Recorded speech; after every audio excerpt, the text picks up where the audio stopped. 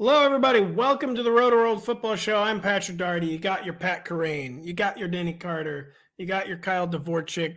You got your Week 11 slate. We're going to talk about the whole thing, except for Thursday Night Football, because you're listening to this after Thursday Night Football. There's some big games this week, big fantasy games. Bears at the Falcons is somehow one of the big fantasy games.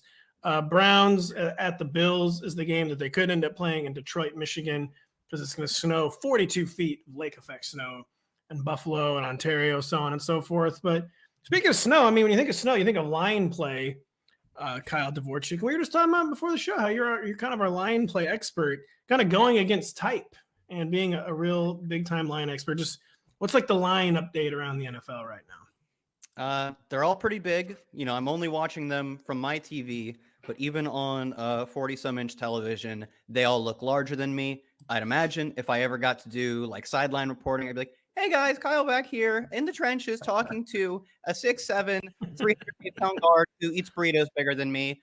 Got some nuggets. Christian Darrisaw, left tackle, #1 PFF grade, concussed. I don't think he's going to play.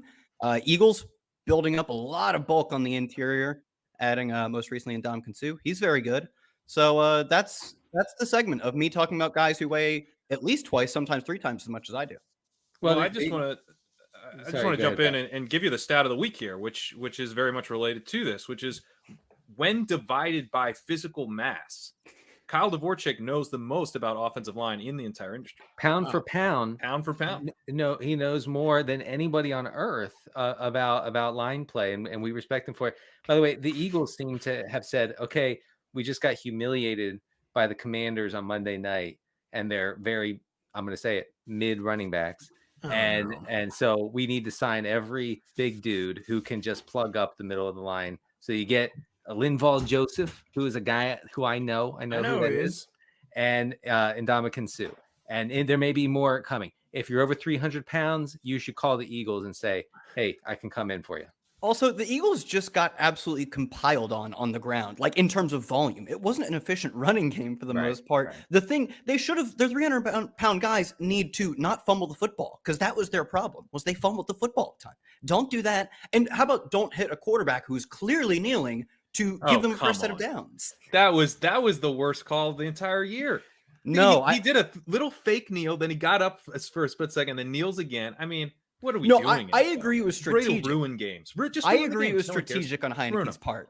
In my blurb, I called it expertly draws the penalty. He was playing games out there and playing the system, but you can't fall for that. That's bullshit. This isn't soccer. We can't reward this flopping, this disgusting flopping by these backup quarterbacks. Get it out of here. Listen, I'm with Kyle. Taylor Heineke, he wants to win, okay? And he will do anything to win, like truly, including look like a complete buffoon at the end of the game. This is a European all-time bait. Here in America, we don't flop. Okay, no, listen. Heineke has so much dog in him. It makes Tom Brady look like he's playing exhibition games. Okay, he has excessive dog in him. He has only dog in him as part of the problem with his quarterback. His tail was between his legs. Wow. Denny, he's got your kind of dog in him. A very European intelligence. Yeah, Denny's got the Euro Cotton dog. de Toulier in him. That's what he's got. Don't make fun of my dog.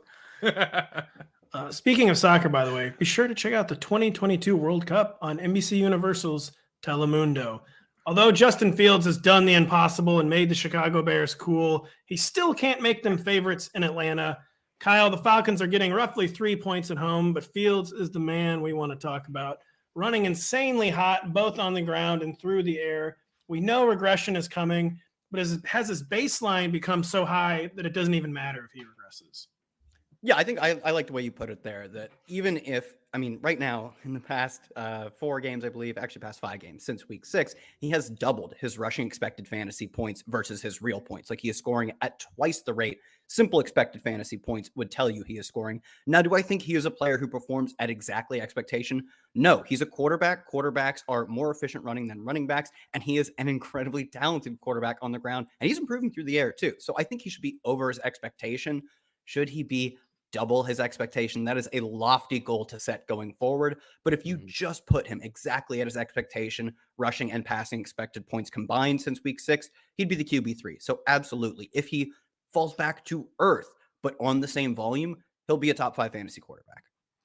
Like, it's all kind of playing off each other. I mean, one reason his touchdown rate through the air has suddenly spiked is because defenses are just terrified of his legs. And I almost think like his aerial touchdown rate might remain stickier than his ground touchdown rate, because the ground is not going to keep scoring 65-yard touchdowns every week, I don't think, but he might. But now defenses have to give so much respect to his legs that maybe he really can become a 2 to 3 week touchdown passer. Anyone else have anything to add on Justin Fields, or is the case closed? The Falcons defense is atrocious in every way. They can be had on the ground and through the air. So I once again fear fading Justin Fields in DFS. I will say it on air. I know Kyle may disown me after this, but fear is correct. You definitely, whether or not you choose to play him, you should feel terror in your heart if he's not in your lineup. He is so. You like being poor if you don't play him. Let's just say it. Just say it. That is at least within the realm of possibility that poverty remains in my future. And they've been loading him up with design carries too. 65% of his design carries have come in the past 4 games, which only account for 40% of his games. They have completely revolutionized this offense, where it started off looking scarily similar to what it did last year, where they did not know what to do with him. And they've just completely sort of switched things up. So I at least expect the volume and general production to continue, albeit I agree. 60-yard touchdowns in back-to-back games is that's what we're fading in DFS, is a 60-yard touchdown. I want to emphasize the passing stuff, though, because I do think that's a really critical part of this. From weeks 1 through 6, he was 29th in EPA per play. He was really inaccurate, 35th in completion percentage over expected. Only Baker Mayfield was more inaccurate through the first 6 weeks than Fields. Over the last 4 weeks, though, he's been a lot more efficient and a lot more accurate. He's 7th in EPA per play, 12th in CPOE. He was basically like a less accurate version of Mitch Trubisky to start the season. Recently, more like a more accurate version of Lamar Jackson. So, in a great matchup, I might be so fearful I just play him in DFS. Maybe why am I fading him? But it's hard. It's hard to fully fade him, I think. So part of my process is trying to come up with ways that a guy can fail, right? Like a very popular play that can fail. I'm having a lot of trouble using my imagination to find a way Justin Fields can fail against Atlanta. Yeah, I think it would be that they both just go super run heavy and they kind of reinforce, and the game slows down, and there's just not that much scoring. Yeah, if we could just get him back to 99 yards and 1 touchdown and not add a 60-yard run on top of that, he probably puts up 25 points and it's still like a slam dunk. You started him in season long and you're happy with it. Right. We're talking about sort of the next level of like, how can he not bury us in DFS? Because he's been doing that. Yeah. Kerrane, you talk about just how he's been more accurate. I mean, we know that he didn't just overnight get more accurate, but part of it is how bad the passing supporting cast is, and your advanced metrics are just going to be bad a lot of times. If the players you're throwing to are bad, they look better now. He looks better now because, again, if they're terrified of your legs, you're going to have way more lanes to operate in the passing game. And while Fields himself has gone nuclear, like no one in his supporting cast has really gone nuclear. I mean, Cole Kmet is scoring a lot of touchdowns. But have you noticed any interesting trends amongst Justin Fields' pass catchers, just beyond Cole Kmet actually scoring real live NFL touchdowns? Yeah, I actually think that, and this very much applies to DFS stuff, is that it's sort of hard to figure out like what to do. Are you stacking Fields? Because I think the trend is that it's still pretty difficult to predict who's actually going to be scoring alongside Fields. I completely agree with Kmet. I mean, that it's all been touchdown driven. He does have 82% route participation this season, which is good. But he is not drawing targets at a particularly high rate. He has a first read target on just 8% of his routes. So that's not good. The offense isn't really designed to go through him. Some of the stuff that he's been doing has been, on these big plays or just kind of being used in the red zone. So it feels like it could dry up for Kmet pretty quickly. Chase Claypool is being involved on a very small subset of routes, but it seems like they have a package for him when he comes in. So he gets targeted at a really high rate per route, but completely unplayable. Ran a route on just 27% of dropbacks against the Lions. So he's just kind of more of he's a thorn in the side of everybody else. Mooney has an elite 94% route rate this season. I think he's certainly like worthy of a flex gamble type, but like, I worry about his targets as well, because he hasn't been drawing targets all year. So there isn't like, I guess the note is that Fields is kind of someone that you would rather just play on his own, I think. I do wonder if the Kmet touchdowns might end up slightly stickier than we expect, because to me it makes sense. It doesn't make sense that he has 5 touchdowns in 3 games, but it makes sense where if this is suddenly like a viable passing attack, or at least one the defense is like, oh man, like we gotta actually respect the Bears passing game. It does make sense that he's going to be the target in the red zone. I mean, he's 6'6". Part of the problem for is that they weren't in the red zone very much. They were just functional when they were in the red zone. Maybe it's more functional offense. He's going to actually get more consistent red zone targets than we're expecting. I mean, one of the touchdowns was 50 yards. One was like 18. One was 10. There was a few inside the 5. But yeah, I think you laid it out really, really well, Kerrane. We still need more patterns to develop, basically. As a Cole Kmet hater, for some reason I'm just constantly skeptical of him.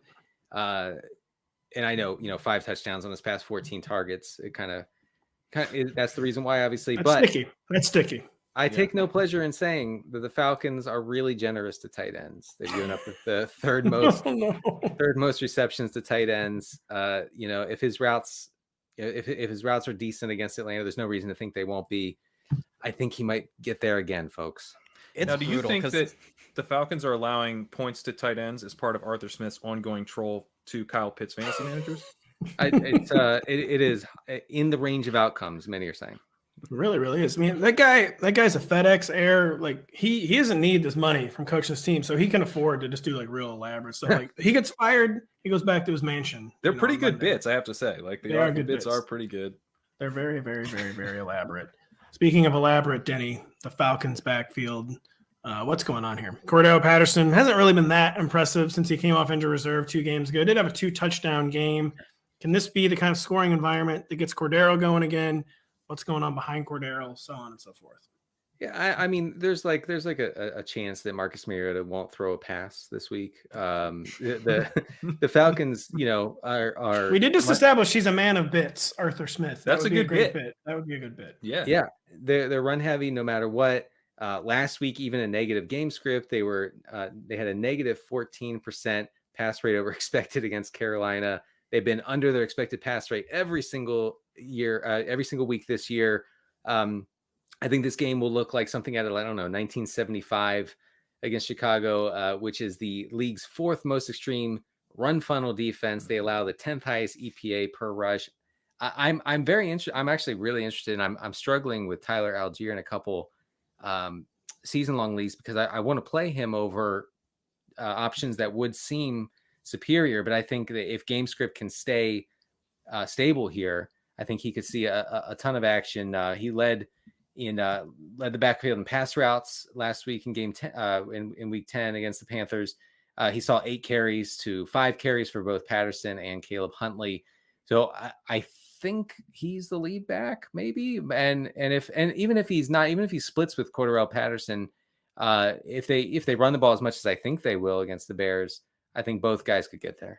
Another precious bit from Arthur Smith has been having a former receiver, elite playmaking player like Cordell Patterson, and just using him as a running back when your second receiver is in fact Olamide Zaccheaus, and I don't know who their third receiver is. So that's been a real treat from my man. Demir Bird and Kadarius Hodge, isn't that the Bird? Yeah, I had to blurb. I've started Kadarius Hodge in a 14-team dynasty league this year. Do you need help? He scored points. He helped me get a win, I think. Kerrane, we just have to say you're down bad. No, I won. This is good. Real quick, we've already been talking about this game too long. Do we have anything on the Falcons pass catchers or maybe Mariota's sicko streamer season? I'll note, and I almost feel bad doing this, but Kyle Pitts, I think there's 7 targets, optimism. 3 straight games. He's ran around on 89% of dropbacks in week 10, which was the second highest route participation of the season. 4th straight week, he's seen a first read target on 20+% of his routes as well. He's now 10th among all wide receivers in first read targets per route. Only Mark Andrews has a higher rate among tight ends. So the offense, 1, is putting him out there more, and 2, is looking like it's kind of designed to have him as the top option in the passing game. So, I mean, the Bears, they're not good against the pass or the run. I completely agree that this game's going to look crazy run heavy. I think on both sides, the Bears, even during this Fields breakout, have been super, super run heavy, and you can run on the Falcons as well as pass. But maybe there's some efficiency here this week with Pitts. I mean, he's getting a lot of opportunity per route, per drop back. It would be a pretty good bet if sounds like a lot there's of only one drop back and it's an overthrow to yeah, Pat, that little laugh you had as you were trying to get through these, really, I could see the Joker coming out in you. And I will say, for like Pitts and London, although at this point I don't even care to talk about London, but for Pitts, when you talk about things like rate stats, his target share, his air yard share, it feels like they almost don't matter because of how little this team passes. But he legitimately just leads all tight ends in air yards. Now, Mark Andrews has been banged up and also got his bye, so that's why he's among tight ends in the league. Yeah, exactly. That's why he was able to help Mark Andrews. But even if he was number 2, right? The actual attempt, even on a raw volume, like that's how you score fantasy points basis, the air yards have been there. They don't originate from the best source of air yards per se, that being Marcus Mariota. But I think there's something here with this Pitts fella. Yeah, back in my day, we cared about actual stats and didn't have to use the word per so much. Guys, anyways, Josh Allen's elbow has remained intact enough for the Bills to remain 8-point home favorites against the Browns. Denny, what do the folks need to know about this game other than it might be played in the Michigan territory? I hear there's a snowstorm coming to Buffalo and the game could be moved to Detroit. We could see what the meteorologists are calling thunder snow, which of course was the name of my AC/DC tribute band in college. I had to get that one in there. I'm sorry. I would pay money. I would pay money to see it. I'll be frank.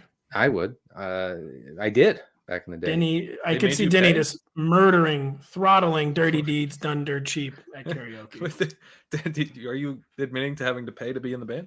I pay. Yeah, that's right. That's what I'm saying. It was not the best situation. So yeah, I mean, Cleveland is the 7th most extreme run funnel. So I think that there's a chance if they play in Buffalo, if the weather's really bad, could see a somewhat run heavy approach by Buffalo. And that's hard to say because, you know, they're unfailingly pass heavy. But maybe they would be forced into that. It would make sense, I think, against a very exploitable Browns rush defense. The Browns are rated by Pro Football Focus as the league's worst run defense. Even the Dolphins weren't like that far above their expected pass rate in week 10 against the Browns. Miami running backs last week combined for 26 carries against the Browns. That's a lot for them. Okay. Like for most teams, not a lot. For them, a lot. This could set up Singletary for a decent day. He has 46% of the team's carries over the past 5 games. The next closest running back for Buffalo is James Cook with 16% of the team's carries. So I think this would just make Singletary more appealing. But I mean, the weather really will play a huge role. If they go to the Dome, I think that all those bets that I just laid out are off. So there's a lot of uncertainty with this game. I will say there's no chance the game gets delayed until Monday or Tuesday because the Bills are playing on Thanksgiving Day. So it's just not an option to make it a short week game. And we'll probably have some clarity. So my guess is that the game is going to get moved to Detroit in the indoors because they can't risk screwing up the schedule with the Thanksgiving team, basically. At least that's my guess. I think in the next 24 hours, we're going to know where this game is being played. And it just seems unlikely it's going to be in Buffalo. Like the stressed infrastructure, they don't like to. It won't even be so much about the conditions being unplayable because they'll probably have the field cleared. Yeah, supposedly it's not supposed to be terrible on the day on game day. It's like they don't want to stress the infrastructure, like the emergency response. That's what it is. So, any other thoughts on this game? Well, I got to change my write-up, which talks about Nick Chubb just going off because it's like snowy out. Well, it would still be the same Nick Chubb in the Dome. I hear the Browns like to run the ball. So, Donovan Peoples-Jones, the number 1 receiver now, by the way. I'm sure he's not, but he's out producing the Samari Cooper. Depends. Are they playing at home or on the road? He's out playing the Samari Cooper fellow. That's all I'm saying. And all I'm saying now is that the Ravens come off by as ludicrous 13-point favorites against the Baker Mayfield starting Carolina Panthers. Kerrane, is there a single thing worth highlighting in this game where even the Ravens, the good team, running pretty low on good players right now? Yeah, they're running low on good players. The whole offense kind of runs through Mark Andrews. So I think you're in pretty rough shape if they don't have Andrews. Do we have a good read on whether or not Andrews is actually going to be able to play? I kind of think he's going to play because he's been showing up to practice after the media session and getting called limited.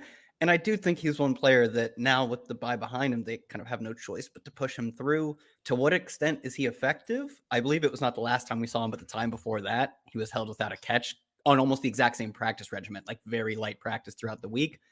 I bet on him being active. How much of Mark Andrews is he is more up to debate.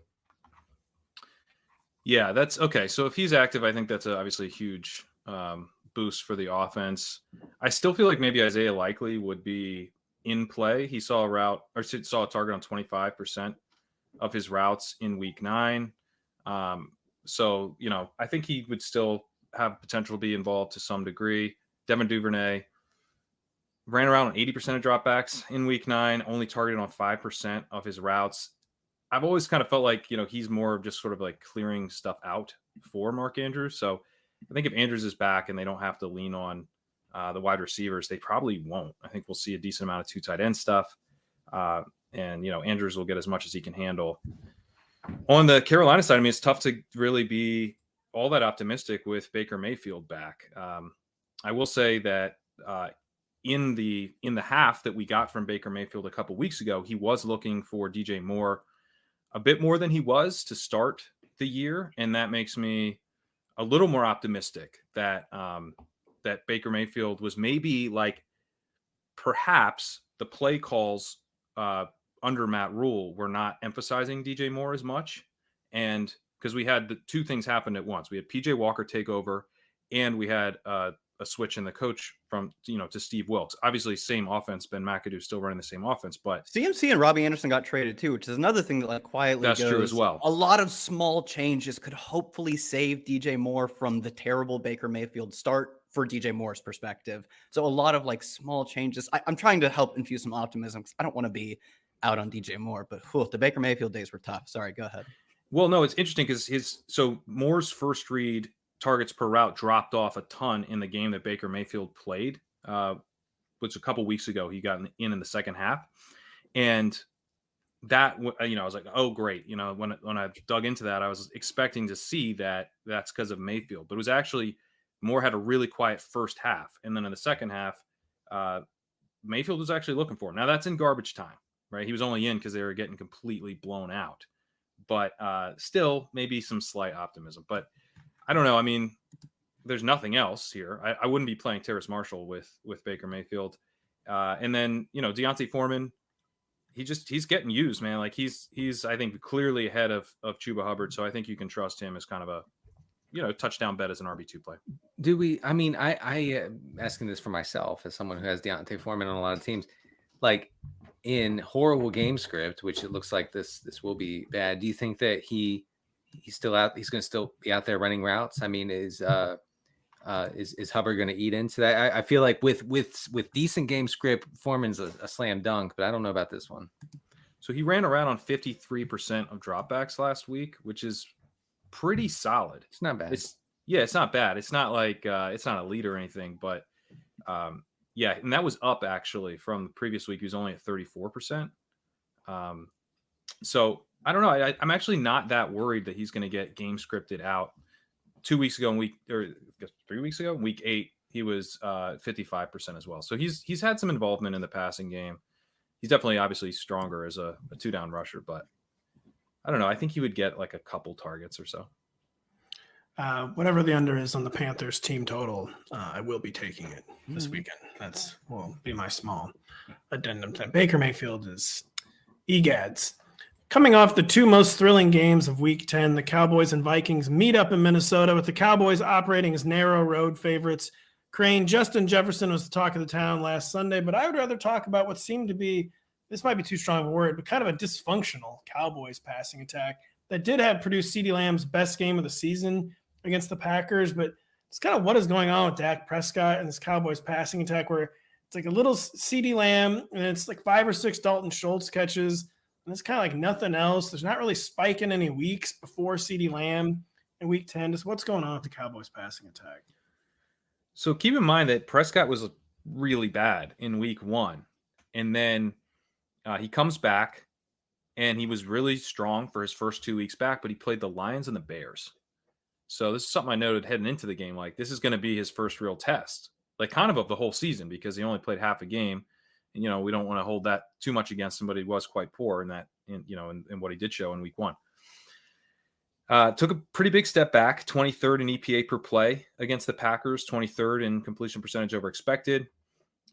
He's getting a solid defense this week. I think maybe a little bit less imposing than the Packers. The Vikings are. They're 25th in success rate. The Packers are 9th.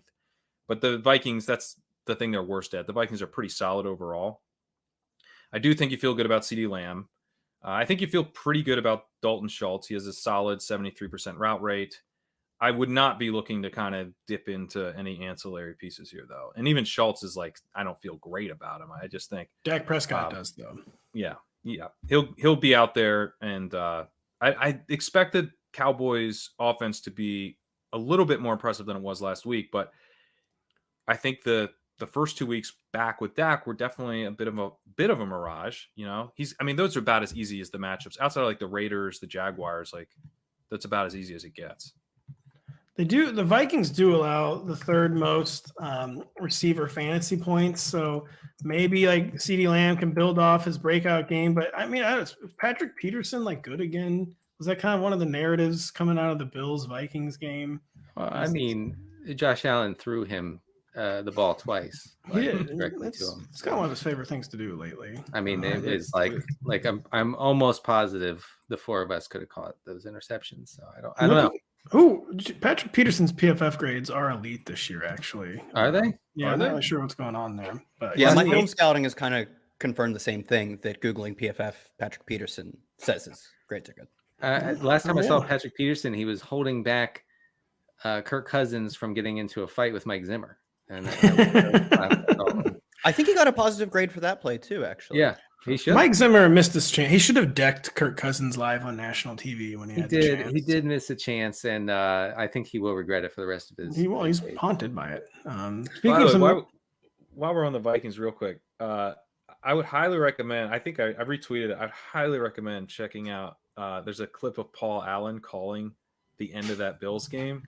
And it's a video of him. It's one of the best things I've ever watched. Like, his ability to like be such a homer, be rooting so hard, and like just like wearing it completely on his sleeve, and yet like his mannerisms are kind of like a drunken fan. And then what is coming out of his mouth is like a perfect analysis of what has happened. He's describing perfectly what is happening on the field. It's like the most unprofessional and professional thing. Yeah, Greg Jovis has missed another dang kick. Oh my gosh, I can't even believe it. on the kick, he goes, "Well, that sucked." Greg Joseph, man. Greg Joseph has to be one of my favorites. We're still looking for the guy who touted Greg Joseph in August. We are. We'll never find him, though. We'll never find him. Kyle, the Cowboys backfield, is Ezekiel Elliott going to play? If he does play, can we finally declare Tony Pollard the leader of this committee, so on and so forth? I would bet on him playing. He was at practice as of Thursday. We don't know the official status, but it looked like, McCarthy said he had a really good practice on Wednesday. Zeke says he's optimistic that he plays this week, plans on wearing a brace. Why would you ever put your faith in this Cowboys franchise to do the correct thing and play Tony Pollard over him when both are active? Of course I want that to happen. We have 4 people on the show who can all agree on that. And I think I just saw that the planet got up to 8 billion people. I think even Zeke could be included in the number of those people that want to see Tony Pollard get more touches. But do I have faith? Of course I don't have faith. Pollard is getting about a dozen touches per game with Zeke active. He's really efficient. That's like low-end RB3 numbers maybe. But I would almost shy away from playing either. I still think I'll rank Pollard over Zeke. That's nice. I like doing that. I ranked Pollard over Zeke this week, which I had not really done during a healthy Zeke week before. I do think that it's even if the touch allocation remains the same, just Zeke and a brace. I'm going to bet fully on the Pollard production. What's funny in a sad sort of way is that the Cowboys RB3, Malik Davis. Oh man, come on, man! I know it's way better than Zeke. Oh man, way better. Like he's like far superior option than Zeke Elliott. Goodness gracious. Sorry. I don't even know what that just seems obvious on some level. Like I bet there's. I mean, Deontay Foreman was off the street last year, and it's been quite good. I bet there's some dude who doesn't have a job. Let's scroll over the XFL draft and start picking out players we throw in the Cowboys offense. Better than Zeke. Not better than Zeke. That was PJ Walker. They better should than put in Zeke. McLean Monino, you know. Before we go too off the rails here, Denny, TJ Hawkinson, is he a top 3 or 4 tight end now? 19 targets over his first 2 games in a Vikings uniform. Yeah, really took my stat there. Thanks. But yes, I have nothing else. That was all I had. No, he's an elite PPR option. Yes, I believe so. He's run the second most pass routes among tight ends since he joined Minnesota in week 9. He against these Cowboys 3 weeks ago, actually, he caught 4 or 5 targets for 48 yards. Teams do target the tight end pretty frequently against the Cowboys. A lot of underneath stuff. Now, I mentioned Hawkinson as an elite PPR option because really, like, his the way that he's being used, unless he scores some touchdowns, obviously, I'm not sure he's going to break off those big plays. Like he's getting a lot of PPR scamish type looks and production. But yeah, I mean, you're excited if you get to play Hawkinson going forward. The PPR check has cashed. In a good yet horrid game, Kyle, the Jets and Patriots are meeting up in New England with a total under 40. They're 2 good teams, according to the records. 2 hard-to-watch teams, according to Fantasy Sports. Kyle, what is the good stuff in Jets at Patriots? Yeah, I was waiting for you to tell me. You put good in. I didn't say it was good. That's on you. They have winning records. I'm told that's good. Well, wins are good. I'll admit, wins are good. And you know who else is good? Garrett Wilson. It looks like Corey Davis is out again. He hasn't practiced so far this week. Pretty strong sign he doesn't play. Past 2 games, Garrett Wilson's had a 28% target share, 29% air yard share. Doesn't have an elite ADOT, like he's getting a lot of mid and shallow work, but he's a really strong player after the catch. He's earning a lot of targets. I wouldn't be, we'd be splitting hairs if we, picked on him for his 8 ADOT or whatever it happens to be. Tyler Conklin also showing up as a pass catcher. I know I think it was actually technically 2 weeks ago. They're coming off bye, if I remember. Only had 1 catch, but his routes and his overall snap share remain the same. And they don't have strong wide receiver 2 options. I will hear like none of this Elijah Moore getting more in the slot. He's been horrific on a yards per route run basis. Even if he's out there, I don't have a lot of faith in his ability to earn targets away from the rest of the players on the field. Other side of the ball. Sounds like you're saying Conk Daddy then, by the way. Oh, yeah. Conk your daddies. Conk him this weekend. Not Kerrane. Why are you? We're not saying that, right? Yes. No, that's an official endorsement from everyone on the podcast, from NBC as a whole. Conk your daddies. No, I can't. How many more times do I have to say this? Don't say it again. I won't say it again. None, ideally. Don't say it again. For fear of HR repercussions, I'll just move to the Patriots backfield. The last time we saw Damian Harris, Ramondre out-touched him 23-13. 13 still a pretty sizable, workload, most of it coming as carries. If we see him again this week, which looks almost a certainty, I believe, I expect him to come back to probably no more than a dozen touches. The last time we saw him come back in his first game back, I believe he's held to 3 carries. So I would still Ramondre season as far as I'm concerned, though we probably do lose the ceiling of 25 touches. But 20 is probably still reasonable because he gets so much work through the air. I will say it's a make or break week for Elijah Moore. I think they have no choice. It's break weeks. They're all it's coming off the bye. It's kind of like they've had the reset period now. They still have a very, very acute targets need. I think we will see more Elijah Moore this weekend. But if we don't, it's a sign like this marriage will be ending after the season, because if they're not going to commit to him now, while Corey Davis is out, while it's coming off bye, it's probably irreparable. I have to say, though, it's a very weird thing with Elijah Moore. Before the bye week, Robert Saleh said, "Oh, we're moving him to the slot. He's our slot guy now." Which, okay, all right, maybe you can not target him from the slot as well. And then, but on Monday or Tuesday, Robert Saleh said, "No, he's not our slot guy. He's not doing the slot thing." And is that true? That's hilarious. Yeah, he said that. So I'm very confused as to. Sounds like a player he's just itching to get in the lineup. Yeah, as to how he's going to be used. I just don't. Barrios season then, I guess. Barrios is only playing a part-time role as is, so you're not starting Barrios, but I don't think Barrios is going to completely go away. Like, I would be pretty shocked if this all just completely blew over and we're back to Elijah Moore, not just running routes, but seeing targets. He's actually been out there. Like, he hasn't been in the box score. I was going to say, we'd have to go back a long routes. time to get back to the time where he sees targets. Yeah. Because, right, it's like a two-step thing. One, is he going to play? And then two, is he going to see targets? And then he's going against the Patriots defense that's first in EPA per dropback and first in success rate per dropback. So, like, I just don't care. I don't care. I'm like a little nervous about Garrett Wilson in this game, and Garrett Wilson, I feel like, is a superstar. So I don't know. I couldn't imagine playing Elijah Moore. Braxton Berrios does not just simply go away. Okay, that's not what he does. All right, so that is what he does. He does not go away.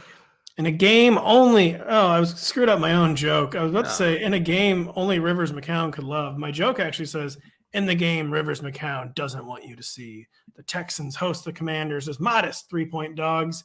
Denny, where is the action in a contest that no one other than Rivers will be watching?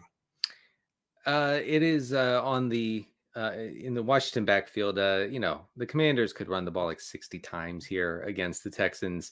I think the potential for rush volume against a horrible Texans rush defense, for an offense in Washington that wants to be as run heavy as possible. We saw that on Monday night against the Eagles. That's how they want to operate.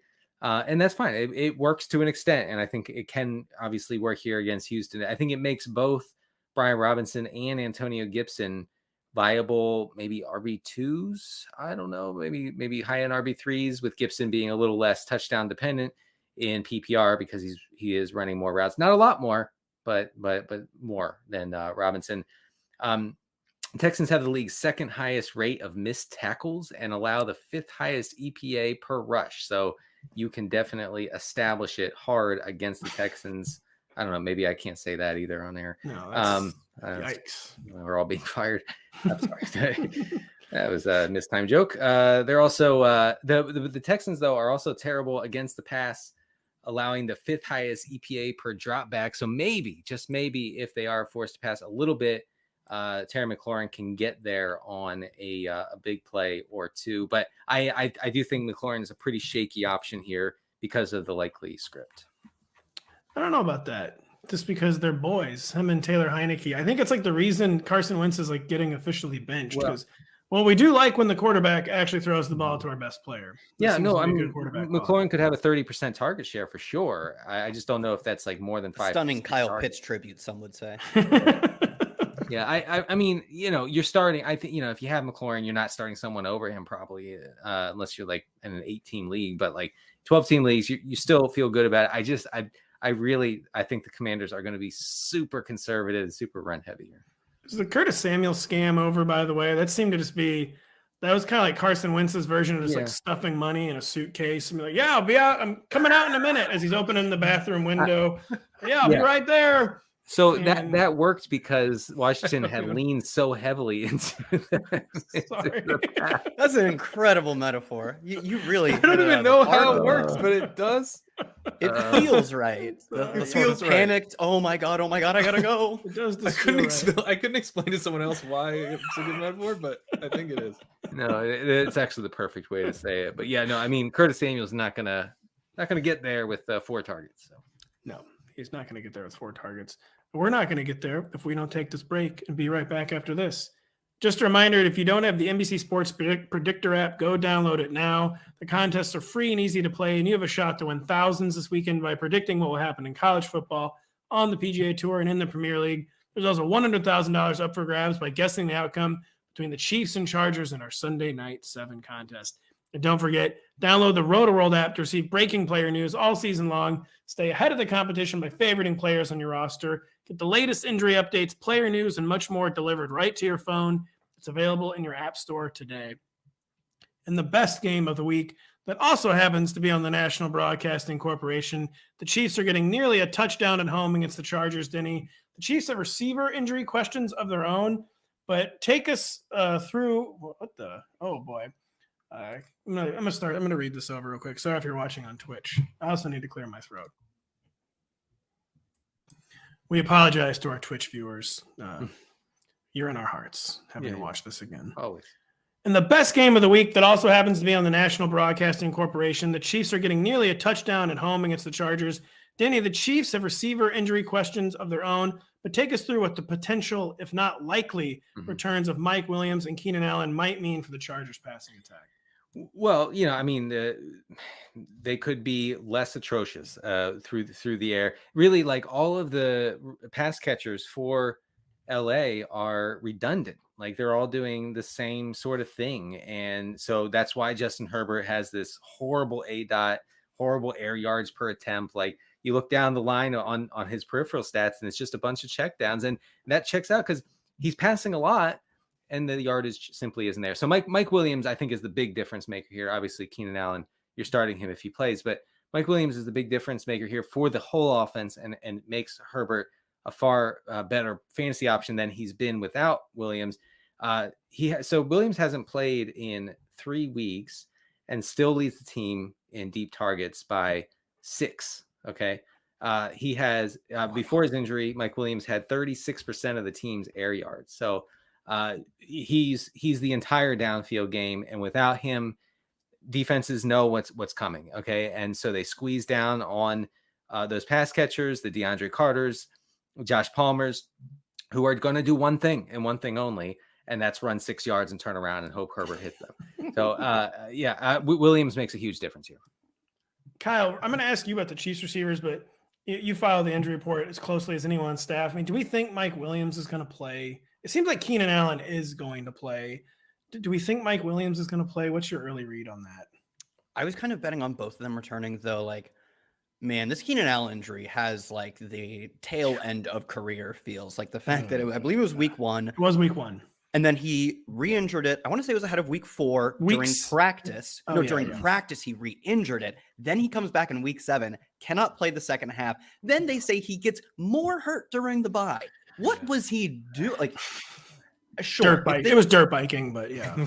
That's pretty cool. I got to admit. That's not a bad use. Was he doing tricks, stretching his legs out? he's kicking his leg out on the dirt bike. Kicked his leg out too hard? Hamstring. It was a real bad deal. Real bad deal. My point being, I'd be a little bit concerned, even if he's active, that like he maybe should be, if not will for sure be on a sort of a pitch count. I think if Mike Williams is out there, you almost have to use him as if he's the Mike Williams we know and love.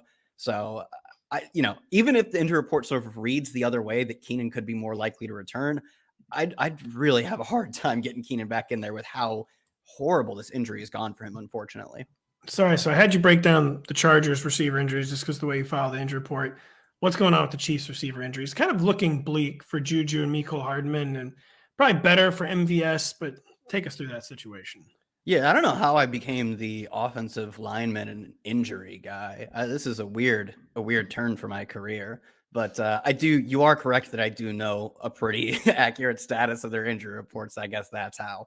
As far as MVS goes, I believe it's just an illness, and he returned to practice on Thursday.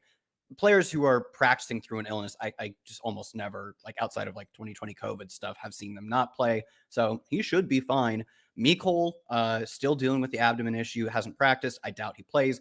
Juju got absolutely crushed last week. Helmet-to-helmet hit from, I believe, Jags safety Andre Sisco, who also did the same thing to MVS. MVS just was able to return. So I'm guessing we're missing 2 of them, that being Juju and Mecole. And in that case, like, I was a little concerned on our Tuesday show that Kadarius Toney ran fewer routes than I believe Jerick McKinnon, only one more than Juju, who played well less than a half, less routes than Justin Watson.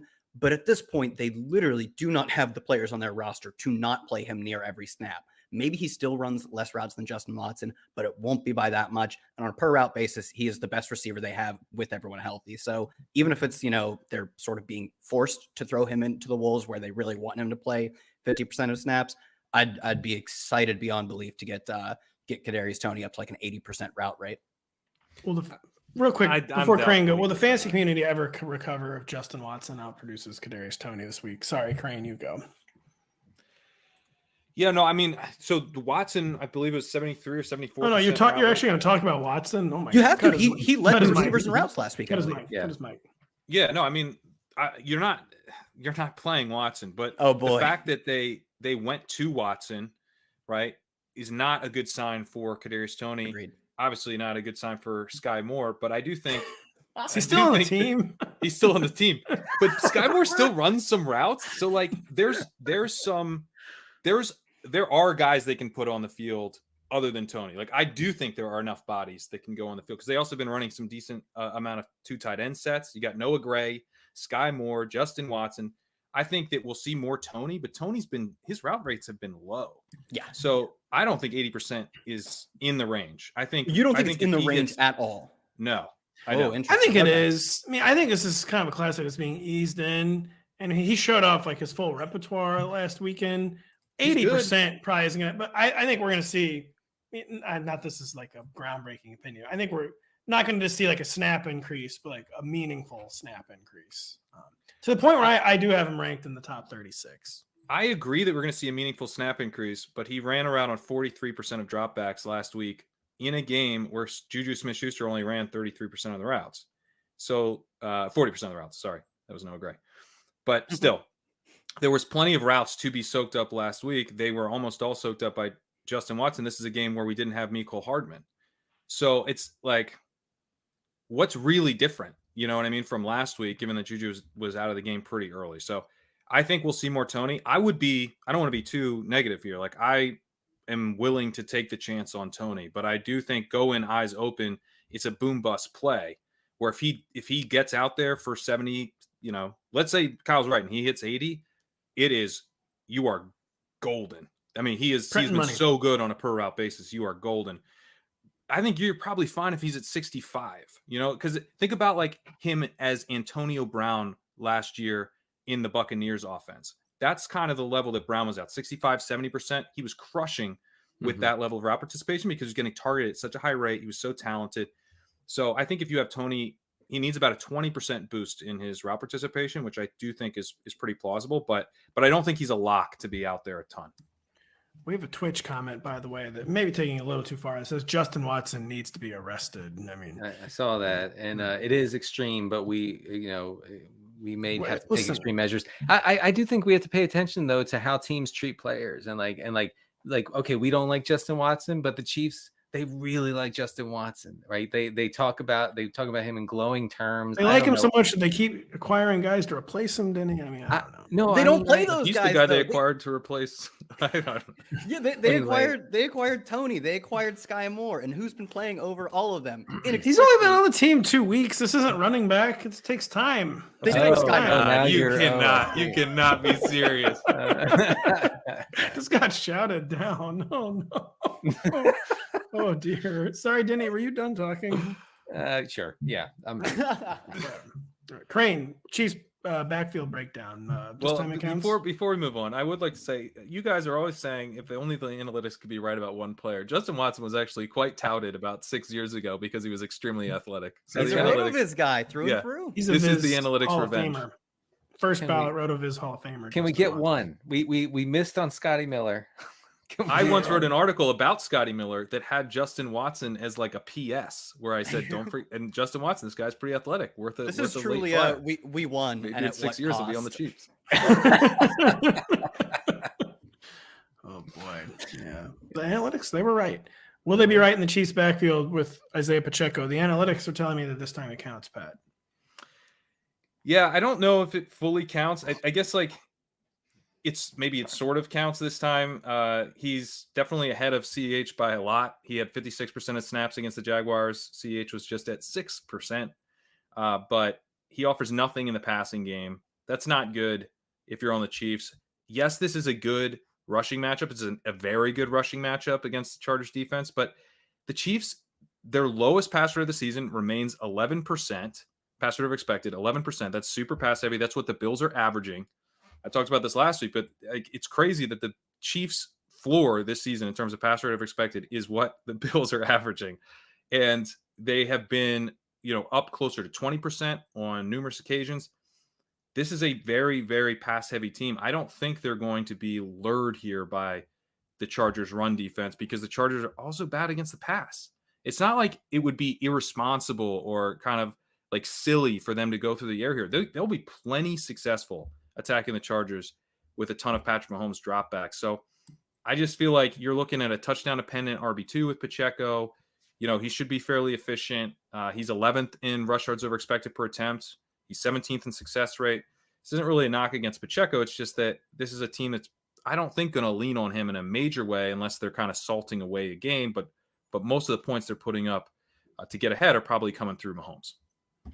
Pat Grant, we're going to stick with you, even though you've been talking for quite a while. The Giants and Lions. Sorry about the sequencing. Not that there's anything wrong with no, that. I didn't mean that. Is it why you keep talking? Sorry, guys. I meant the sequencing. My sequencing of the show. The Giants and Lions are trying to be the little shootout that could. Pat Kerrane, tell the folks what is happening in East Rutherford.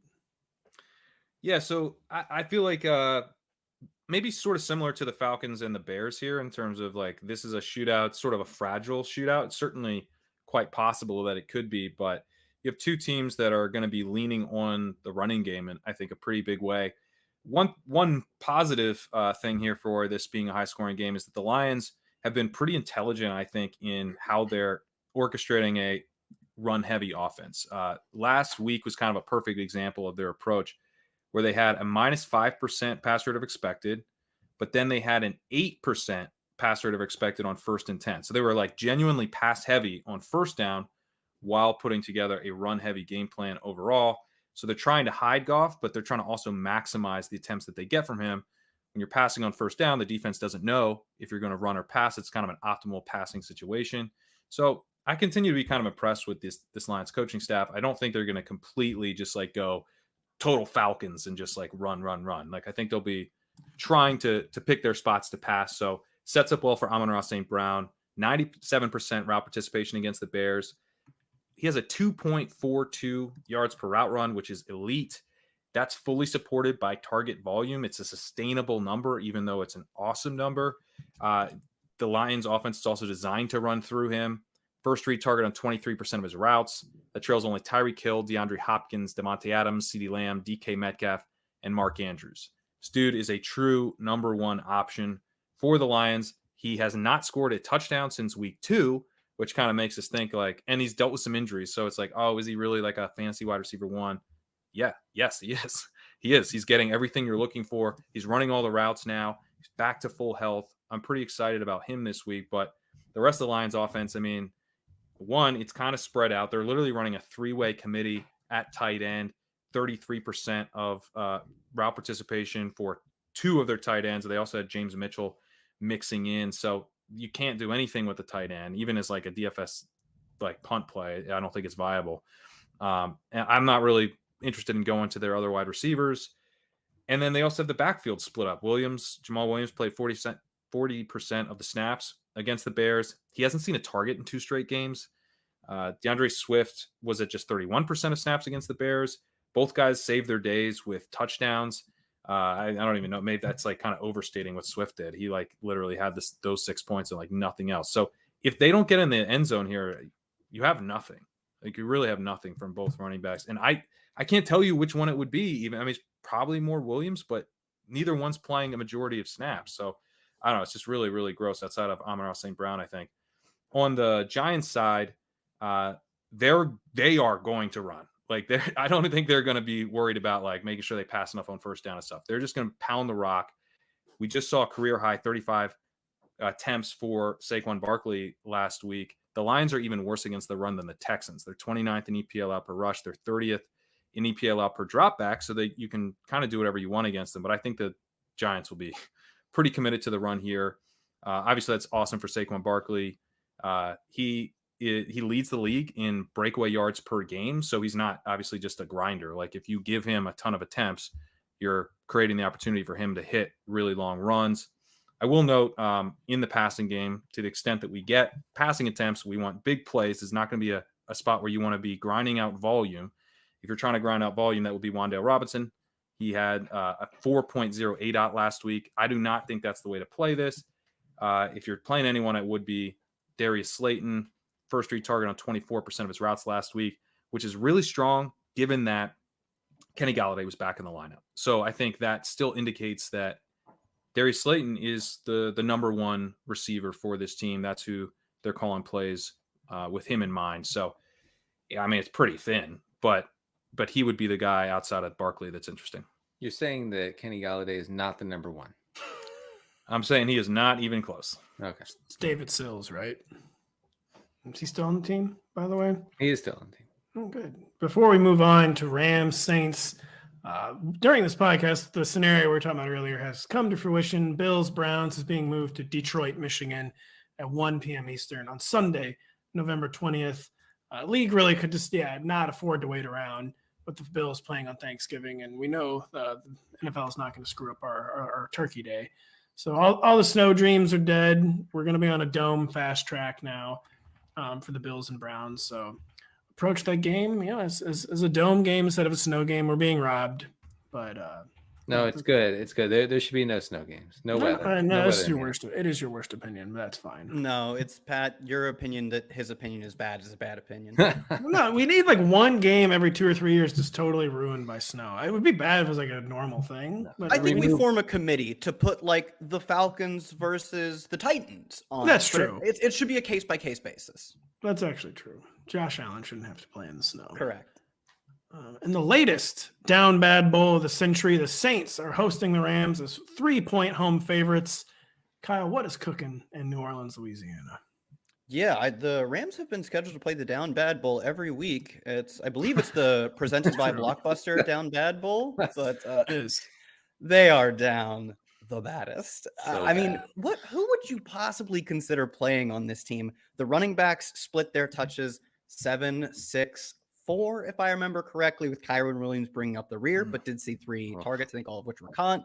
Maybe eventually he gets into a larger role, but how many touches on this offense would you need for me to care about you? Maybe if there are a lot of receptions for Kyron Williams, and he could work himself into that role one day, but I haven't seen enough of it yet.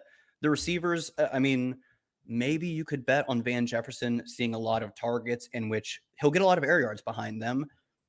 It's not really a bet I want to be making for the Rams. To me, it's Tyler Higbee. Higbee, as we saw, had a monstrous target share last week the game in which Cooper Kupp went down and is now on IR. And it was his highest game in terms of route rate, as in percentage of his passing plays that were routes, because he'd been staying into block a little more than usual since week 4, in which he was playing, running 90% routes on his passing down. So if he's going to be doing less of the blocking, more of picking up a lot of low value targets, as long as you're in a PPR league, by all means, have at it. Have a blast. On the other side, we got Jarvis Landry back last week, which is a little concerning that he and Juwan Johnson paced the team with 7 and 6 targets respectively. It's a 1-game sample. I wouldn't read too much into it, but it was also, unsurprisingly, a down game for Alvin Kamara and Chris Olave. I'm more going to bet on the talent of those players than that of, 30-some-year-old Jarvis Landry and part-time player who's good at his part-time role, Juwan Johnson. But Denny and I are both just kind of taking exception. I'm taken aback to your 30-year-old comment. 30-year-old. We can't all be 19 years old, Kyle. Come on. Look, all right. Sorry. If you guys were still out there getting a 20% target share, I'd be. That's a good point, actually. I take myself out of the game. That's a good point. But yeah, I think you can probably stream Juwan Johnson, but for me, I'm not buying too much into the 1-game sample of Jarvis Landry and Juwan eating into the target shares of clearly superior high-end talents of that of Kamara and Chris Olave. By the way, I want to say real quick, folks, it could be the week that Andy Dalton actually has time to throw downfield to Chris Olave. Let me tell you why. No one, and by far, no one has a lower QB pressure rate than the Rams. They just do not get to the quarterback. So Andy Dalton might finally, I know they're dinged up on the offensive line. I get that. The Saints are. But he might finally have some time to let Olave run loose down the sideline or whatever. This Rams roster, seriously looks like an expansion level roster. Mm-hmm. No depth, no talent, other than 3 elite players and then just nobody else. It's crazy. Are they going to win another game? I think it's up for question. Also, I think people who are saying, "Oh well, I'll get Cooper Kupp back in 4 weeks." You're not getting Cooper Kupp back. He's not getting Cooper Kupp back. Probably not. No. By the way, Denny, Twitch user Ivan V760 asks, "Do the dots look different during snow games, Denny?" They don't, and that's what's great about the dots. When you're watching the games the way I do, it doesn't matter. Snow, thunder. Well, but you're so anti-snow game. So where's that hate come from? You don't even know if it's snowing. Here's what I want, guys. I want points, and you're not getting a lot of points. I see. The dots aren't scoring enough points. No. Yeah, on the dots you can tell when the little dot ball moves through the air versus the ground. And Denny really likes when it little dot flashes balls. Up touchdown. Yeah. It says touchdown on I do. I get excited. I jump up and down like a child. This was endorphin rush. I do want to note on Cup, just quickly before we move on. Double teamed on 30% of his routes this season, tied with Jamar Chase and Devontae Adams for the highest rate in the league, 2.15 yards per route run, and drawing targets at a 27% rate while double teamed. So that's pretty good. He's out there. He's getting elite efficiency while drawing elite defensive attention. Who's going to replace that? No one. No one else can even get open while he's doing that. Yeah, I was going to say that defensive attention. Just what Allen Robinson needs is more defensive attention.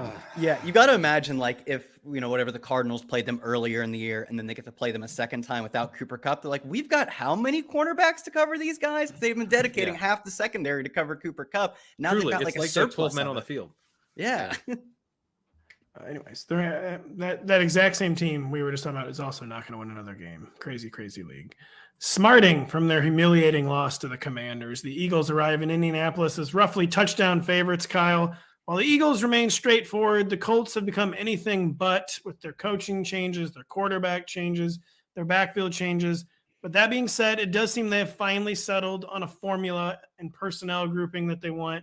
Matt Ryan handing the ball off to Jonathan Taylor, kind of getting back to keep away. Is that a correct assessment of the situation? Yeah, in the first game under Saturday, which was the first game with Ryan back for a few weeks, that was absolutely it. They still did the thing where they only let Ryan throw short. He had a 5.9 ADOT in that game, which lines up with how they were using him towards the end of his run of starts earlier in the season. The only difference was, as you pointed out, they were an established team with a negative 7% pass rate over expected. And Ryan's 2 starts before benching, they were actually playing like a kind of a unique brand of football that we saw sort of with the Steelers' late career Ben Roethlisberger, where they weren't running the football. Taylor also was, I think, a bit banged up in those games. Also, the running game's just been terrible. So they were playing in the sort of up-tempo, short completions, it's almost a pseudo run game that you can establish when you're just peppering Paris Campbell with targets. They actually did just run the football with Jonathan Taylor last week, and it was one of Taylor's highest snap shares. I know they may be getting Deion Jackson back, but I wouldn't be surprised. I mean, do we need to be worried about that? That is kind of bumming me out. I just hope they keep Taylor up in that stratosphere, because why would you not? Yeah, maybe I don't it's think just you should be worried. Yeah, maybe it's just the hope in me, but I do think that like there is a downgrade from Deion Jackson, who didn't practice Wednesday, got in a limited session, which is why we think he'll be back. But I'm going to call him a banged up Deion Jackson. That's a downgrade from Hines. I think is kind of a fair thing to say. So at that point, I'd still bet on us seeing a close approximation of Taylor, who got like 94, I think, % of snaps last week, which is just absurd for a guy who generally gives up some passing down work. If he's at 80% of the snaps, which would be a pretty significant decrease from last week, that's still elite. Like, and I think that's 80, where we'll see him. 75 to 80, I mean, we can work with that. 90, we're talking about, like, you can't keep him out. That's McCaffrey. That's McCaffrey, like peak McCaffrey with the Panthers level. Yeah, so until peak McCaffrey spike weeks. Like, that's yeah. Well, until McCaffrey, became a committee back. Until then, of course, yes. Which we will be talking about a little later in the show. Kerrane, Kyle just broke down the Colts running game. What's going on with the pass catchers? Yeah, I tend to think that, Jeff Saturday came in and he was like, you know what you're not doing? Using your best players enough. Because in addition to Jonathan Taylor playing like literally every snap, we also saw Pittman run a route on 100% of dropbacks. He saw a first read target on 33% of his routes. We have a new play caller here as well, right? So some guy. Yes, I believe Frazier. Parks Frazier. Frazier. Defector accurately had a headline that said the Colts' new play caller is some guy. Yeah. He's a local fantasy football manager. Well, he has Michael Pittman on his team because he's now seen 10 plus first read targets in a game. Only 9 other receivers have done that. Only a couple receivers have done that more than once. The receivers that have done this are guys like Justin Jefferson, Deontay Johnson, Devontae Adams, DeAndre Hopkins, like Cooper Kupp, CeeDee Lamb, like all the guys who, are the number ones. Like this is number one wide receiver stuff that he's getting. I'm kind of excited about Pittman. I wasn't a Pittman guy heading into the season. Don't have a ton of Pittman, but when you get treated like this, I think it's a pretty clear sign in a new coaching staff's first game. They're trying to get you the ball. Paris Campbell, I think, is also interesting because he clearly has a connection with Matt Ryan. Targeted on 33% of his routes last week. I think that connection clearly alive and well with Ryan. Alec Pierce, only targeted on 11% of his routes. He ran around on just 63% of dropbacks last week. I would not be optimistic about him. I think we're seeing things kind of consolidate, condense. He could get cut out a little bit.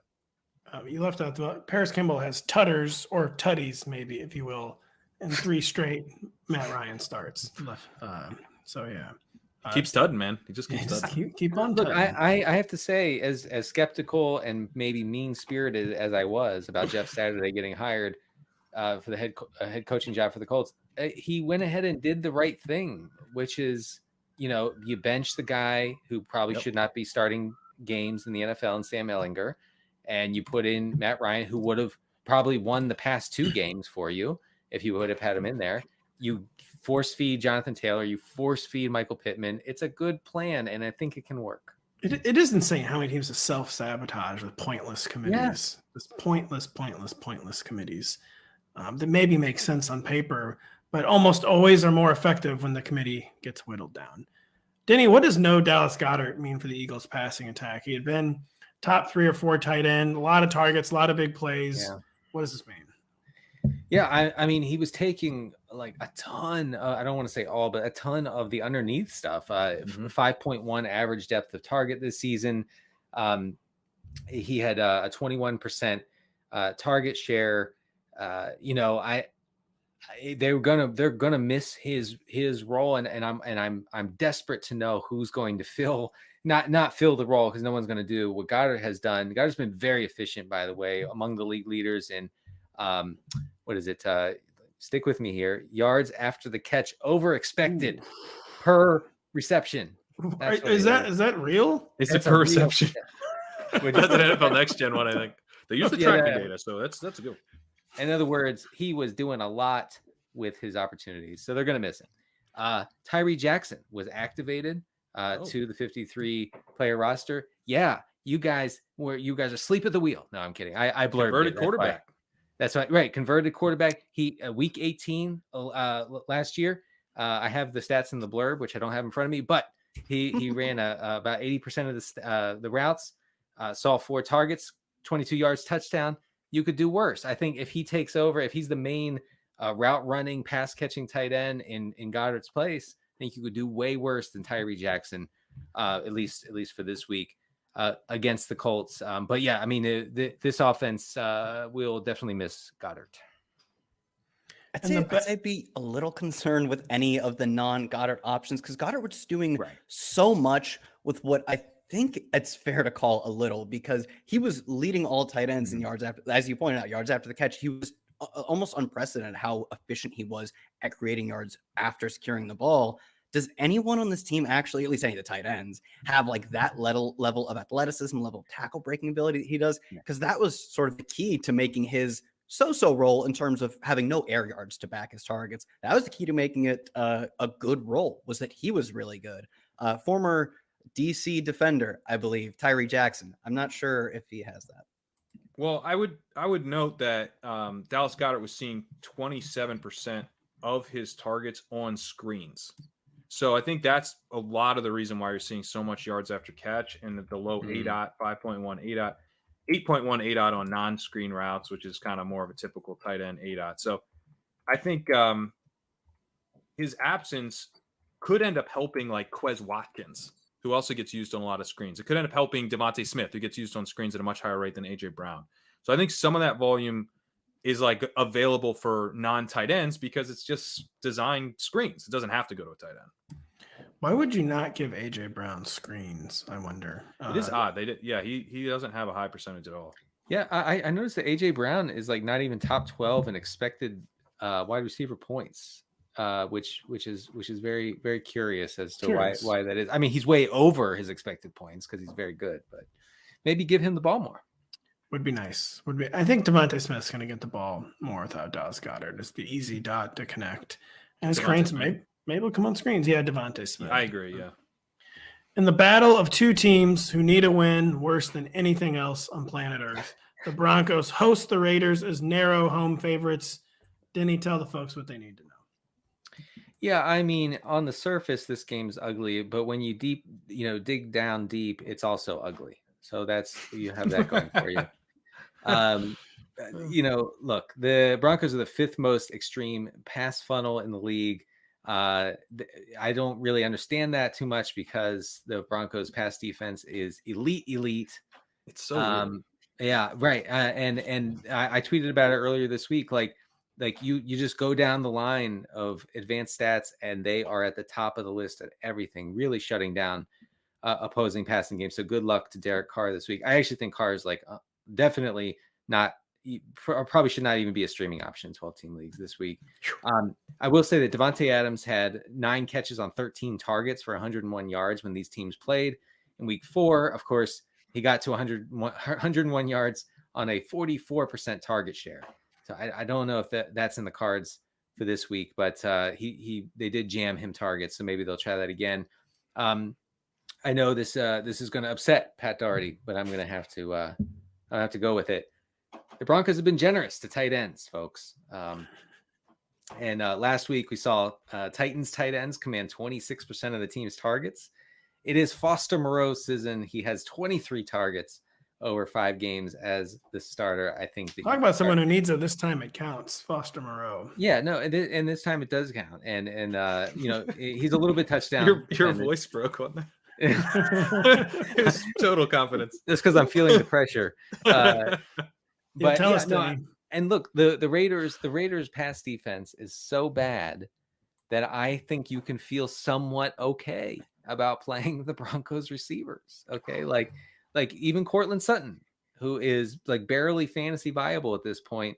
I think that you need to play him this week. I said on my Tuesday stream for the waiver wire stream, I said, look, I know you want to drop Cortland Sutton. I had a lot of questions. So I dropped Sutton. I said, maybe down the line, but you can't do it this week. You can't drop him right when he's about to play Vegas. You can't do it. So, especially when Jerry Jeudy is not going to play. Is he certainly out? Is he? Well, he hasn't practiced today. It's a vibes based. He's 100% out. Yeah. The team wouldn't rule him out as of Monday or Tuesday. Yeah. Don't believe he practiced Thursday. I know he didn't practice Wednesday. Even Kendall Hinton's a little banged up. The vibes are cash poor. Yeah, right. The vibes. All right. The vibes say you got to start Cortland Sutton here. So do that for sure. I mean, with the Raiders, okay, they stink, but we know what's going to happen. The ball's going to Josh Jacobs and it's going to Davante Adams, and that's about it, except for a little bit to Foster Moreau. So in that way, Raiders, you left out a very important name. Come on, say it. Matt Collins. Yeah. Come on. Josh McDaniel's favorite player. Why'd you make me say Matt Collins? I didn't want to say Matt Collins. The lawyers, we needed you to say that actually on camera. I didn't want to say that. All right, he said it. Send in the police. Yeah, I was trying not to say it. All right. He said it. He said it. Go. Go. Someone's knocking at my door. Hold on. I'll be right there. Are some saying, by the way, that it might be Dolchzen this weekend, guys? Yeah, sure. Why not? Dolchzen. It's always Dolchzen. You know what? You know what's good with Dulcich? The vibes are great. The vibes are great. The vibes are off the charts. You see his hair, that guy vibes. Or A.2, that also vibes. But I was going to say his hair vibes. Well, the hair vibes are great, but second highest A.Dot in the league after Kyle Pitts. So, it's not everything. But still, a deep threat at tight end is a pretty valuable role. Just kind of want to underline this Raiders defense, which is pretty gross. If you look at opposing success rate, drop back success rate, they've actually had the 8th easiest schedule. They rank 32nd in EPA allowed per drop back, 31st in success rate. If Wilson can't do anything against this defense, just I'm going to start give the money back, go to a monastery, you gotta reevaluate everything. It has to happen, guys. It has to happen this week for many reasons. He's wearing the plays on his arm now, so maybe we can get a 15-point outing from Russell Wilson. Well, maybe he'll even start calling Broncos audibles instead of Seahawks audibles. That would be a start. All right. He's not going to do it, is he? Nope. No. He's cooked. He's cooked. He's not. He's real cooked. The 49ers and Cardinals meet up in Arizona, with the Cardinals hopefully getting their quarterback back, Kerrane, although we do not know that. Both Kyler Murray with his hamstring and Colt McCoy with his knee are questionable. We will get to Arizona in a minute, but I will make you the latest cast member of the Rotoworld Football Show to give their take on the 49ers maybe backfield committee. I'm skeptical, actually, a backfield committee. Tell us about the 49ers backfield, Patrick. Yeah, so the 49ers have been fairly balanced with Jimmy Garoppolo this year. We've seen them be, pretty run heavy in the past. And they certainly were last week, minus 14% pass rate over expected. This run heavy even for kind of the 2021 49ers. So that set up Christian McCaffrey to, need to have a lot of the rushing work, and he lost some of that to Elijah Mitchell. But 21% target share last week for Christian McCaffrey. Ran around on 73% of dropbacks, both elite numbers for a running back. I think what he needs here is for the 49ers to pass a little more. And last week they were going against this Chargers defense. Like I said earlier on the podcast, like you can run all over the Chargers if you want. You can also pass. It's kind of up to you. 49ers chose to go really run heavy, which we would expect them to do from time to time. But this matchup sets up better as one where you want to pass. The Cardinals are 32nd in success rate per dropback, so allowed per dropback. So you can really have some success, and I think that's going to be the type of defense that, like a Jimmy Garoppolo, hitting guys over the middle of the field, kind of yards after catch stuff, like it kind of suits the 49ers. This, you can kind of beat these guys consistently. So I think they'll be dropping back at a decent rate here. I think they'll be pretty balanced. Like maybe they're slightly run first, kind of like they've been in the weeks leading up to last week. And if they are, then that should really help McCaffrey, who's still dominating the receiving work. Denny, speaking of the receiving work in the 49ers offense, is George Kittle back to blocking? What's the latest update here?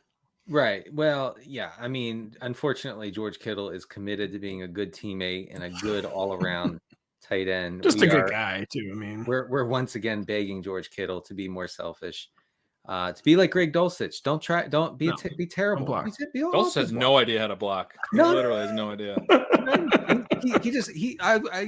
Look, I do a film study every Tuesday.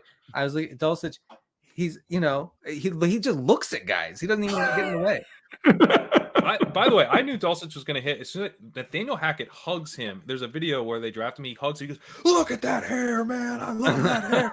Like, grow your hair out. Do whatever hair your coach likes. And Kyle Shanahan's maybe get like a really spend some time on your hair, get it all gelled up. Some product gel, yes. Yeah, really get after it, and then stop blocking.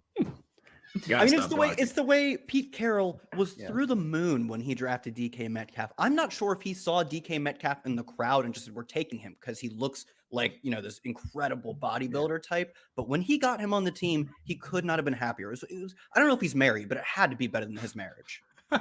Like the day he got married, he's got a top 10. Somewhere in the 10, but not at 1 is when he got married. The day he took his shirt off with DK Metcalf is number 1. Oh, yeah. I remember that. Yeah, about that. All right, but listen. Did he conk his daddy? Oh, my God. We're all canceled. The Kittle, this time it counts, though. He's playing the Cardinals. Cardinals have allowed 9 more tight end receptions than any other team in the league. Tight ends are averaging 9 targets per game against the Cardinals. It's happening this week, folks. Man, oh man, I need it. I need it in my dynasty team. Kyler health update. The Cardinals passing attack without Zach Ertz. There's almost too many variables to count with the Cardinals. Even DeAndre Hopkins didn't practice Thursday. I haven't seen the reason why yet. Marquise Brown might come off injured reserve. Kind of, frankly, hard on a Thursday to even talk about what the Cardinals might look like on Monday. Yeah. Because it's a Monday, we don't get injury report yet. And because they play on the West Coast, we won't get their injury report until Saturday afternoon. That's their Thursday injury report. It's just how time zones work. But Kyler Murray and Colt McCoy were spotted at the open media portion. Doesn't exactly guarantee that either of them will play, but it's a positive sign. And Cliff did say he expects one of them to play. Colt, who I think hurt his knee, but returned to the game pretty quickly and closed out the game last week. I was earlier in the week kind of betting on him being the starter, but the fact that Kyler Murray, I'm assuming, is going to get in a limited session this early in the week for their Monday game gives me a little bit of hope that he plays. The only thing that may hold him back is that he said he actually hurt his game in week 8 or hurt his game. He hurt his knee in his week 8 game against Minnesota, tried to play through it, and ultimately that made it worse, and he can't play last week. So if they're trying to get him to heal up, they may hold him out one more time. But either way, the offense wasn't dreadful under Colt McCoy. He distributed the ball to the right guys. It was kind of a subtweet of Kyler Murray, if we're being real. I don't mean it to be. It's hard for it not to be, frankly, but I don't want it to be. But, it wasn't terrible. He only threw for 238, but he did get in the end zone once, or he at least threw to the end zone once. So I'd still feel pretty confident in at least firing up your DeAndre Hopkins and your Rondale Moores. I'm not entirely sure we see Marquise Brown. He does seem like he might be one more week out. So yeah, we can't really give you informed opinions on the Cardinals. Well, I did. I thought I gave you did. Like, the Cardinals, though, that's a bit of a subtweet of me. They say game time decision. Like it doesn't even mean subtweet anything. James Conner is a game time decision 3 weeks in a row. Like it's really, really hard to read the injury tea leaves of the Cardinals. Kyle did as good a job as you could possibly do. I will say that, Kyle. At Kyle Tweets here, he's a good guy. Joe Burrow and the Bengals, Pat Kerrane, come off by as modest road favorites against the Steelers. I mean, it's like 4 points. It's not that modest. Let's put a bow on the show by breaking down this game. Bengals, Steelers, low total. What do we need to know? So the Bengals have been at their best when they're facing weak pass rushes. That's when they've been willing to lean into the pass, like when they faced the Saints and the Falcons. That's when they really were going super pass rate over expected, crazy. Last week, they had a Panthers pass rush that's pretty good, and they were slightly run heavy. We saw them obviously lean on Joe Mixon in a huge, huge way. And I think that's kind of a similar setup to this week, where TJ Watts, he was back in the lineup last week. He wasn't playing at his elite level last week, but I still think not good news for a Bengals offensive line that is still not holding up all that well when there's an actual pass rush to deal with. Could be pretty good for Mixon, though. He was targeted on 29% of his routes against the Panthers. The Bengals ranked 25th in pass block grades. So I think we're going to see more of the same, where they're trying to get the ball out quickly to Mixon. One interesting note here is Tyler Boyd saw a season low 63% of his snaps in the slot in the last game. That didn't really have a huge impact in terms of his ability to earn targets. It does make me like slightly more interested in Hayden Hurst. Maybe I'm trying to play like three-dimensional chess here, but I do think like Boyd out of the middle of the field might be good for Hurst. He has seen a first read target on 18% of his routes over the last 2 weeks, over the last 2 games. That's higher than Boyd, who's at 12%, and not far behind T. Higgins, who's at 20%. So Hurst is like kind of interesting to me here. Route rate of just 64% in the blowout win over the Panthers, but he probably saw fewer routes just because they were up by so much. So if he's out there more like 75%, I think Hurst is kind of quietly more involved here. The Steelers on their side, Pickett's efficiency, I think, is a real concern. He's 33rd in EPA per play. He's actually one spot behind Mitch Trubisky. They say there are only 32 teams, Patrick. Well, some of these guys have played more than one quarterback, so like Colt McCoy. So there's but yeah, Mitch Trubisky, one of the other guys who's played for the Steelers, is ahead of Kenny Pickett right now, and in some ways, I feel like maybe the numbers are kind of overstating how well Pickett has played. First of all, he ranks QB 35 in PFF's grades when kept clean. This matchup is not really one that sets up well for him if you're hoping Pickett's basically going to be able to scramble around. He's played okay under pressure, so he can kind of scramble around, make some plays. But the Bengals rank 4th in dropback success rate. I think they're going to make Pickett beat them in structure, which would potentially a really bad thing for Pickett. Then when you also look at kind of the help that he's been getting, ESPN just rolled out this new metric where they use the NFL Next Gen player tracking data to look at who's open. They have an open score. AJ Brown leads the league in open score. Deontay Johnson is second. So he's had Deontay Johnson wide open on a lot of these plays, and still we're getting nothing from Pickett. I don't know, man. I just have a hard time seeing Pickett really spike in efficiency in this matchup. I think maybe in future weeks that he actually has some really easy matchups coming up later, and maybe he'll kind of redeem himself in those. For now, though, I think you got to be playing Deontay Johnson. I still think, just because we have a lot of evidence that he's getting open.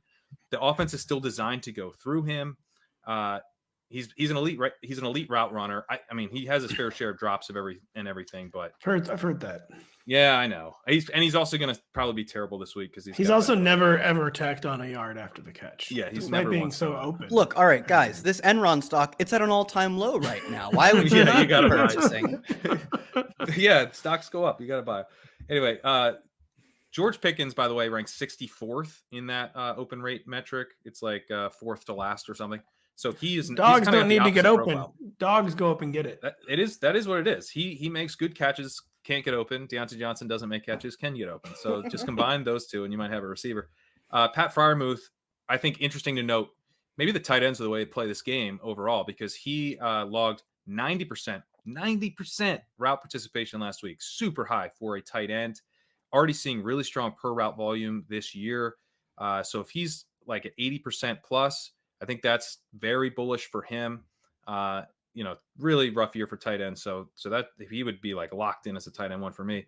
And then Najee Harris down to 60% snaps last week, banged up in that game. So I think, somewhat injury related, but we're not seeing workhorse usage from him this week. I feel confident about that. So he's, I think, a middling RB2. His efficiency is still terrible.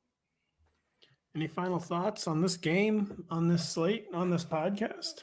I love the Hayden Hurst talk. I'm very into that right now. I think he's like a very sneaky play this week. Unless you have like a plugged in starter, a tight end. Unless you have a good tight end, then if you need a bad tight end, go with Hayden Hurst. Yeah, I agree. Boy, I could really use that in my dynasty league. That's all I'll say. Where I'm playing you, Patrick, by the way. Gotta be honest, it's kind of looking like a dub for me. Yeah, I hope so. Yeah, I'm trying to tank, my friend. I know. I'm respectfully tanking. I set my lineup every week and go, hope I lose. Please quiet quitting. Yeah, you're quiet quitting the dynasty league as you accumulate picks. It's the right way to go. The right way to go is to listen to this show, but the right thing to do now is to end it because it's over. So thank you for listening. Check out Patrick Kerrane's walkthrough article on Friday.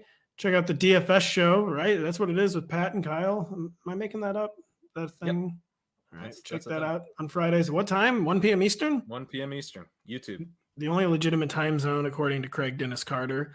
We also do Q&A there, so, a little bit of Denny has his funneling article coming out on Friday. Correct, folks? Yeah. Funneling fantasy points, folks. Funneling fantasy points. The rankings will be updated. The podcasts will all be posted, locked and loaded. So for Patrick Kerrane, for Denny Carter, for Kyle Dvorchak, I'm Patrick Daugherty. Thank you so much for listening. We'll be back later. Hey, it's Matthew Berry from NBC Sports and Rotoworld.com. Just want to thank you so much for watching what you just watched, or at least being too lazy to click out of it after the autoplay just kept it going. So either way, thank you so much for just letting it scroll by your screen. And now I'd like to ask you respectfully, please subscribe to the NFL on NBC YouTube channel for the latest NFL news, fantasy headlines from Rotoworld, and betting analysis from NBC Sports Edge.